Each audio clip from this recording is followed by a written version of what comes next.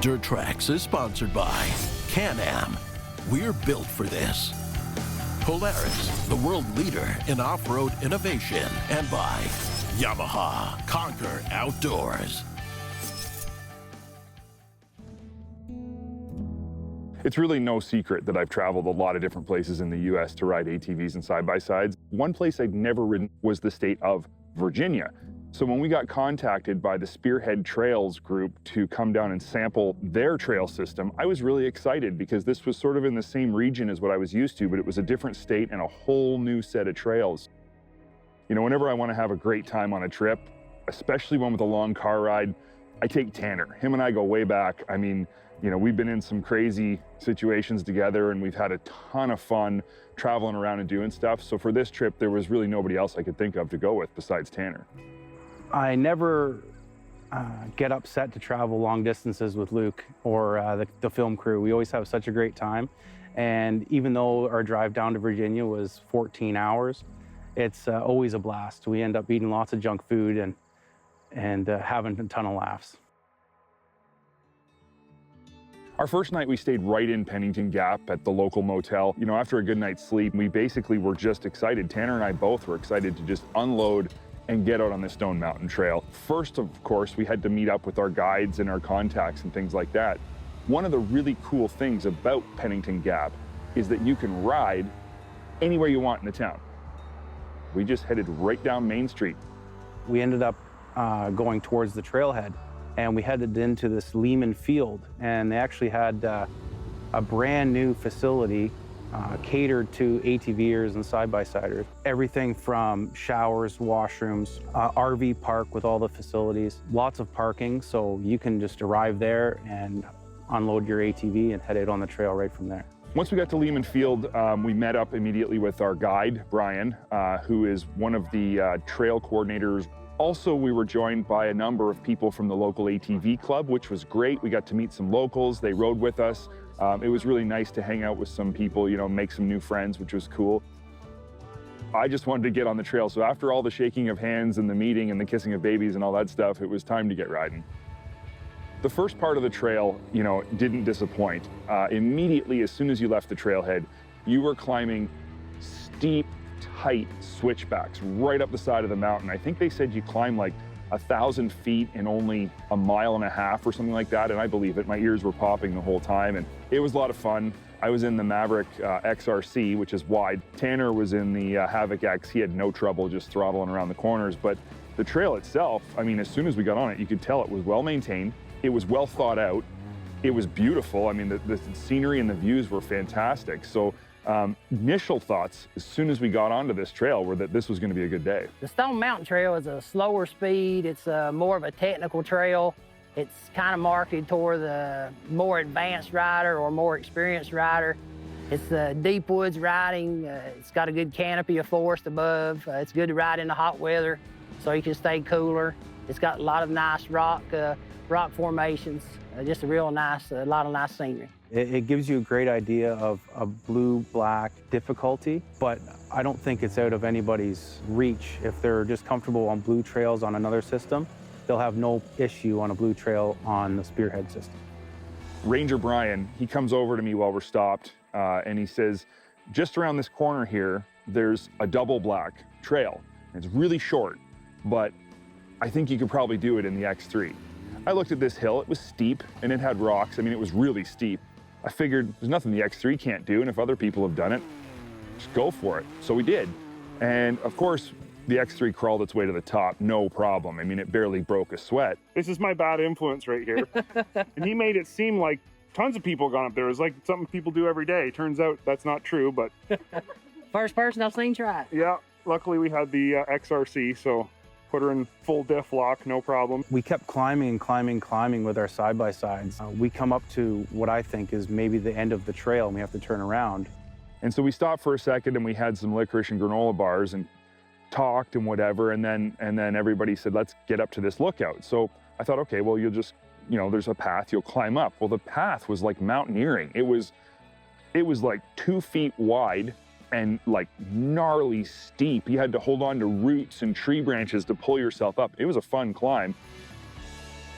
But once we got to the top, man, I've seen a lot of lookouts. I've seen a lot of vistas.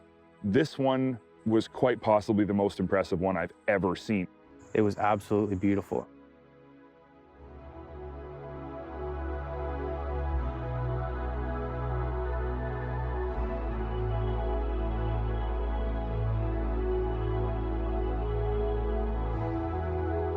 It really honestly felt like you were at the top of the world. And as much as I had climbed all the way out to the peak, Tanner was having none of it. He was, I mean, he'd gone further than everybody else, but he wasn't coming out on this ledge with me. But I saw him pick up his phone and he was filming and doing some Instagram stuff. Rode our side-by-sides up here. Behind me, Tennessee. This direction, Kentucky. That direction, West Virginia. This is day one. If this is what Spearhead Trails have to offer, our second ride day is going to be spectacular. Dirt Trax is sponsored by Princess Auto, a unique world of equipment, tools, and more. Closed captioning of Dirt Trax is sponsored by MBRP Power Sports, race-inspired performance. Our second day of riding was going to be on the Mountain View Trail system, which is about an hour's drive from where we were in Pennington Gap, and it was just outside of a town called St. Paul. After we were done riding on day one, we jumped in the truck and drove the hour to where we were staying at this hotel called the Western Front. And let me tell you, this hotel was awesome. It was super high class, but what was most awesome about it was how welcoming and how much they catered to ATV and side-by-side riders. I mean, that's basically why this place was open. So downstairs, you've got gift shop, the front office of the hotel, you've got an awesome restaurant called Milton's that has an amazing bar. This is all on the lower level. When you go up the stairs, they have tons and tons of rooms. So they basically had anything and everything you could want. We left the hotel first thing in the morning on our second day riding, and we were able to ride right through town. It's only a couple miles out of town to find the trailhead of Mountain View Trail. Our guide for day two described the Mountain View Trail system as being much easier than Stone Mountain, mostly consisting of greens and blues. They basically tout this one as being the family-friendly, you know, bring your kids, easy to ride, but still fun and still really scenic. So that was going to be kind of nice to experience a completely different type of trails. Definitely my first impressions of the Mountain View Trail were really, really good, and it fit the bill exactly as they described it. Our guide said that we weren't that far from Colburn, which is the next town over. So we ended up going into Colburn to a pizza place there for lunch. The Mountain View Trail is unique in that it joins two towns together. So you can have a destination-style ride between either town from either direction. When we rolled into Colburn, they had this festival going on right on the main street, which was kind of cool because you got to see some of the local culture. There was all kinds of, obviously, local people hanging around, so we got to meet some people, and it was just kind of a neat atmosphere to pull into. We checked out the main Spearhead Trails office, which was cool. It's built right inside an old train station. And when we went in, it just so happens that the mayor of the town, the mayor of Colburn, was there to meet us. And so we got to shake his hand, and he told us a little bit about the town and described to us how important the Spearhead Trail system was for the town of Colburn and how it had really turned around the economy in this town. After having lunch and checking out the Spearhead main office, we were heading right back to St. Paul from Colburn, and we were trying to get there before dark. On our way, we were actually able to find another overlook to stop and have a bit of a break. We were promised it was not quite as good as the one the day before, but still a very nice overlook. So it was only a short ride. It wasn't very far to get to another scenic overlook that was really nice.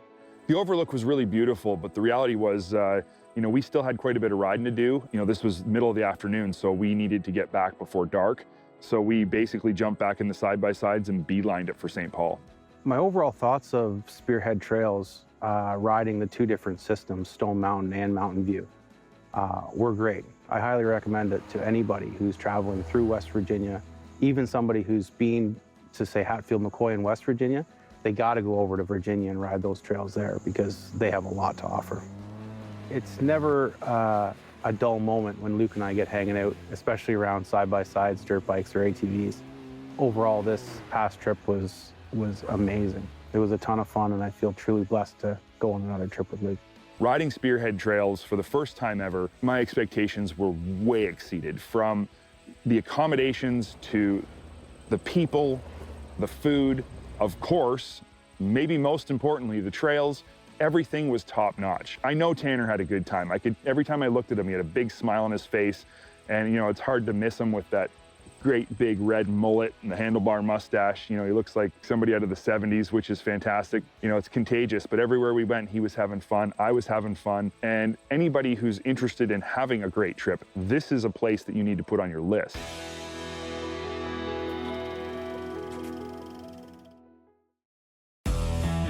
Dirt Trax is sponsored by Shock Strap. Start strapped, stay strapped. We recently had the opportunity to commission the build of a very unique side-by-side vehicle for a special TV commercial project that we took on. I think you're all going to find it really interesting, and Barry Parkin, the builder, is going to tell us more. Yeah, I lived out in Alberta in the rural areas. You know, you always go 4x4, and a common obstacle I've seen with most 4x4s is they didn't have enough lift. When you got into trouble, you couldn't get yourself unstuck. And that was my main priority. So what can I do when I drive a machine into the mud and get stuck? Or how do I get out? How do I get over that obstacle? So I developed a way that I can have at least 20 inches of travel, front and rear, with a simple push of a button inside the cab. That means that the machine will raise up 20 inches, give you huge ground clearance, get over those rocks, those obstacles that you see on the trail. Part two of it, if you get stuck, how do you get unstuck? So I come up with a powerful grappling hook that's powered by a nitrogen purge tank. Again, the operator sits in the cab. Once he gets stuck, he lines up the grappling hook to whatever tree obstacle he could see in front of him, and he pushes the launch button. Grappling hook shoots out, wraps around the tree, and then you have a big 13,000-pound winch shovel winch anything out of the mud. But also, you can't leave your buddies in the mud too, so I built a tow truck. So you back up to your neighbor, your buddy, or your wife's quad, you lower it down, the big hook down, and you're able to pluck anything out of the mud. And again, safe to get out of it with winching yourself out if you get stuck. So that was my main goal. I didn't want to leave no one in the mud, and I want to get myself out safely and look cool doing it. So I come up with the Ranger. That's an ultimate rescue vehicle. It's got full LED lights on it. It has fuel tanks for extra fuel. It has every function you could maybe see on or you need going down the trail. And it's a family unit, so it's a four-seater, so you can put the wife and the kids in the back, and you can go a day fishing, you can go mud bogging with your buddies, but there's no worries of getting stuck anymore. This machine will get you out of any situation. It's been exciting. You know, the last 6 weeks has been a roller coaster ride. You know, I was given a stock Ranger, and it basically said, make it an ultimate rescue vehicle. While in the past we were able to build a Ranger recovery vehicle, this build took it to a whole new level, and Barry was able to take the idea from concept to full build in a record amount of time. It's one wild side-by-side, and at the end of the day, it's going to take you places that others can't, but most importantly, get you back home. Dirt Trax is sponsored by Argo. Go anywhere.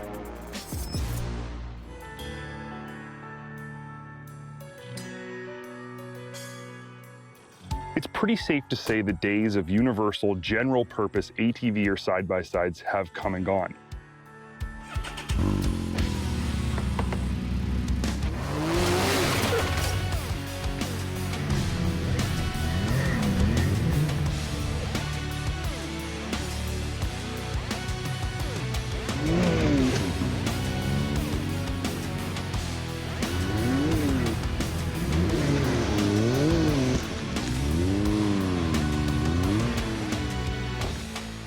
Instead of a vehicle that is neutral in its showroom form being modified after purchase for a specific purpose, today, manufacturers are building purpose-built vehicles right at the factory.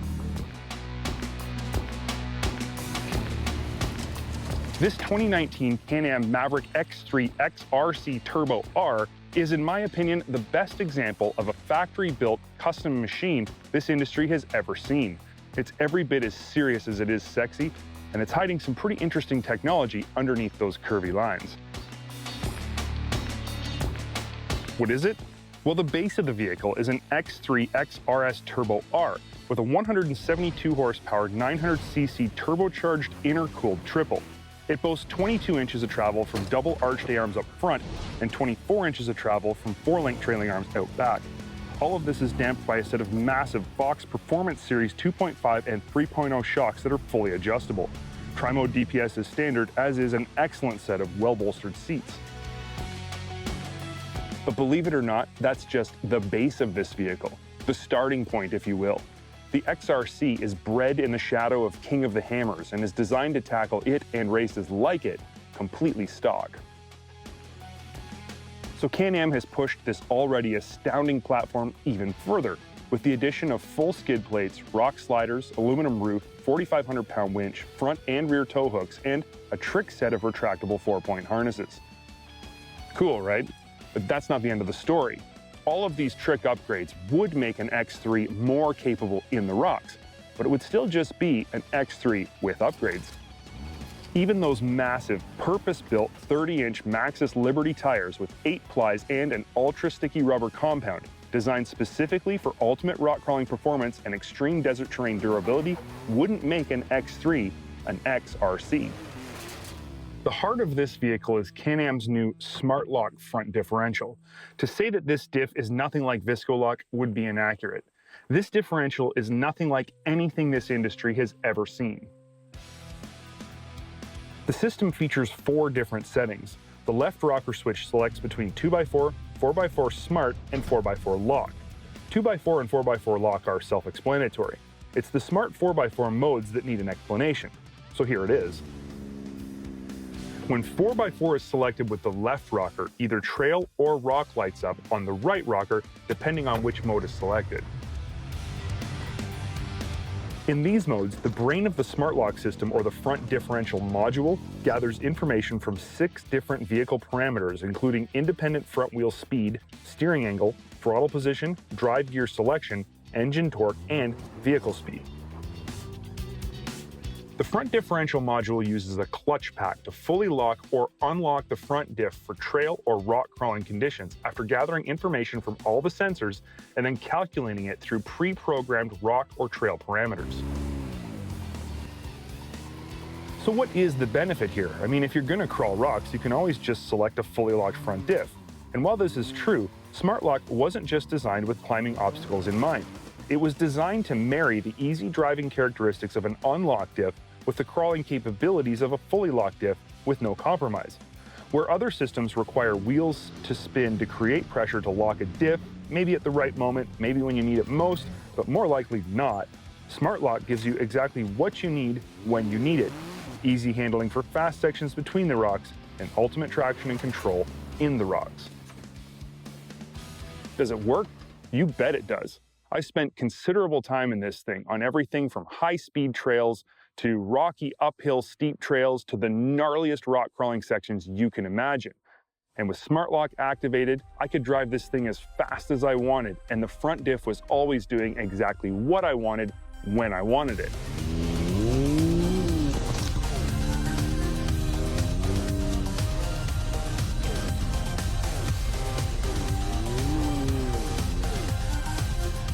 If I had to pick on something with this system, I would have to say that for conditions outside of King of the Hammer style races, the difference between rock and trail modes wasn't overly noticeable. They did both work great anywhere I used them though.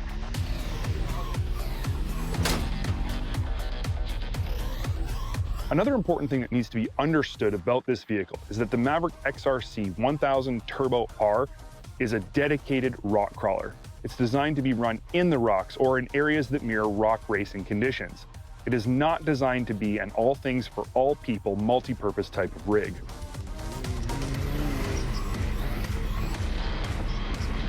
Its width, combined with those massive 8-ply sticky tires, make handling in tight trail conditions unpleasant to say the least. But again, that is not what this thing is for, so it's not a negative. It's just an important point to consider. If you're looking for a more general purpose rock crawler that can crawl rocks and run trails, you'd be better off looking at the 64-inch wide, 120 horsepower non-R version of the XRC Turbo.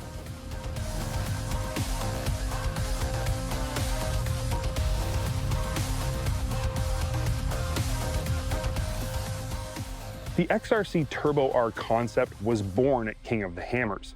It's been designed and built to be capable and durable enough to compete in these types of races completely stock. But the question still remains, can it actually handle it? If you really want to know, ask Casey Curry. He led most of and finished 4th at King of the Hammers, arguably the most grueling and abusive race in North America, where over 50% of the field doesn't even finish. And he did it in a 99% stock Maverick XRC Turbo R. I was there. I saw it firsthand. For a side-by-side, that's pretty much the same thing as dropping the mic and strutting off stage like a boss. Dirt Trax Television has been sponsored by Polaris, the world leader in off-road innovation. Can-Am, we're built for this. And by Textron Off-Road, power, performance, and precision engineering.